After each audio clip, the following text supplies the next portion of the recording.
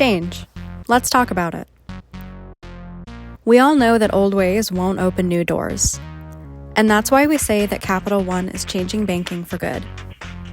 To keep our business alive and thriving, we must not just react to the changes, but anticipate them, embrace them, and leverage them to our advantage. So let's take a look at some companies that failed to innovate, resulting in the end of their businesses. Now boarding, Pan Am. You may recognize their iconic blue logo, and you may have even seen the 2011 ABC drama that was inspired by the airline. Pan American World Airways was founded in 1927 and was once one of the largest international air carriers in the United States. They were the first airline to offer a computerized reservation system as well as jumbo jets, making them stand out against their competitors. Everything seemed to be going well, so what caused turbulence? Their downfall was a combination of corporate mismanagement, the government's indifference to protecting its prime international carrier, and a flawed regulatory policy, as well as overinvesting in existing business models instead of investing in future innovations. Unable to soar to new heights, the airline went out of business in 1991. Now, let's rewind the tape and talk about Blockbuster. Once known as one of the most iconic brands in the rental video space, we never imagined we would see the end credits roll in our lifetime. Blockbuster first popped up in Dallas, Texas in October of 1985, and at its peak, employed over 84,000 people worldwide and boasted over 9,000 retail locations. They were able to dominate the market for almost 20 years, offering a wide selection of reasonably priced titles. In 2000, they were approached by Netflix with an offer to acquire the company for $50 million. However, Blockbuster's CEO turned down the offer as he considered Netflix to be a very small niche business that was losing money. As Blockbuster failed to adapt to the transition towards a digital model, they found themselves filing for bankruptcy and closing all locations. Now let's read up on one more beloved business, Borders. Founded by two brothers while studying at the University of Michigan, Borders was an international book and music retailer that dominated the market. They were known for being able to carry more titles than their competitors, as well as setting aside space for CDs, toys, mugs, and more, all while creating a comfortable atmosphere where book lovers could rejoice.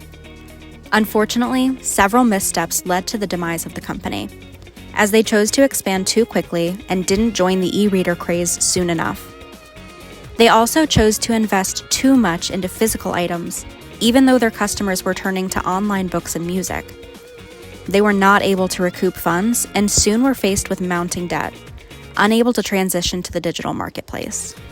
Although the story of Borders has ended, you may still see the shelves of former shops repurposed by other larger retailers. As sad as it is to talk about how these companies weren't able to succeed, it's necessary to be able to identify what went wrong so we can use it as a cautionary tale. Adaptability is the key to our success. We must be willing to innovate, to challenge the status quo, and to take calculated risks. By doing so, we don't just survive. We lead, we grow, and we set new standards in our industry. So let's end this on a positive note and talk about some companies that recognized the change in the market and positioned themselves for success by focusing on something new. Corning, now known as a world leader in glass, ceramics, and industrial material manufacturing, initially found success during the mid-1800s by mass-producing glass for Thomas Edison's light bulbs.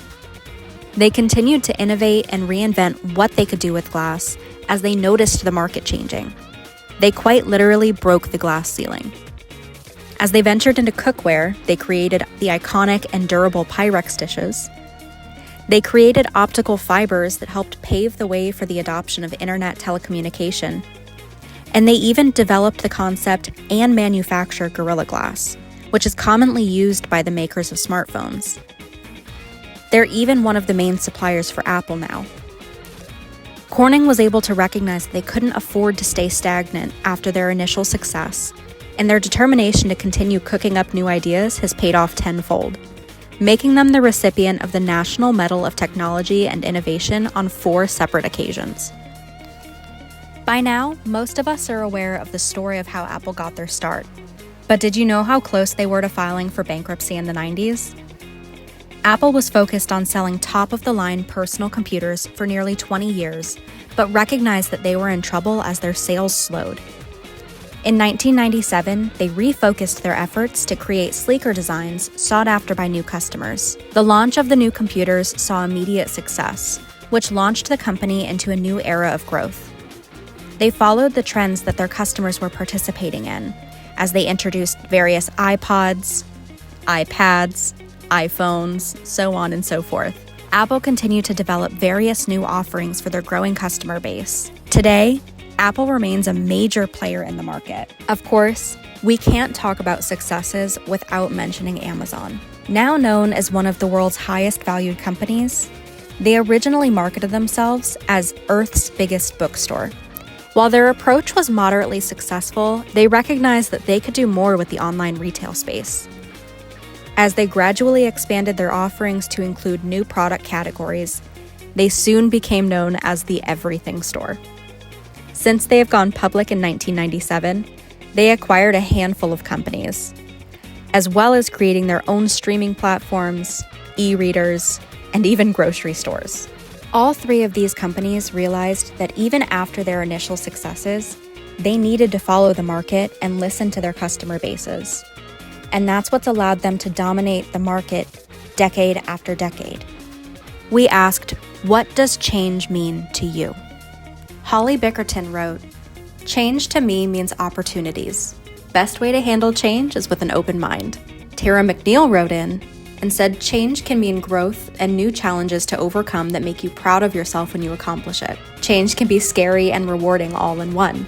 Navigating change at Capital One requires patience, deep breaths, and lots of coffee." Robert Payne says, "Change can be a great thing. It keeps us and our company fresh and efficient, provided the change is in the interest of all of us, as well as our customers, service quality, and the financial health of the company." And Tara Reynolds wrote in and said, "Change means evolving to something better and more beneficial to all involved. I look at the silver lining and manage change one day at a time, and it gets easier each day." Change is the process of introducing new ideas with the goal of creating value and driving growth. Innovation can involve improving existing products or services, making processes more efficient, or solving business problems. It can also involve creating new products or services that meet our customers' ever-evolving needs. It's what makes us stand apart from our competitors. At Capital One, we're on a mission to change banking for good. Now, let's hear more about change from our Director of Operations, Stu Glazer.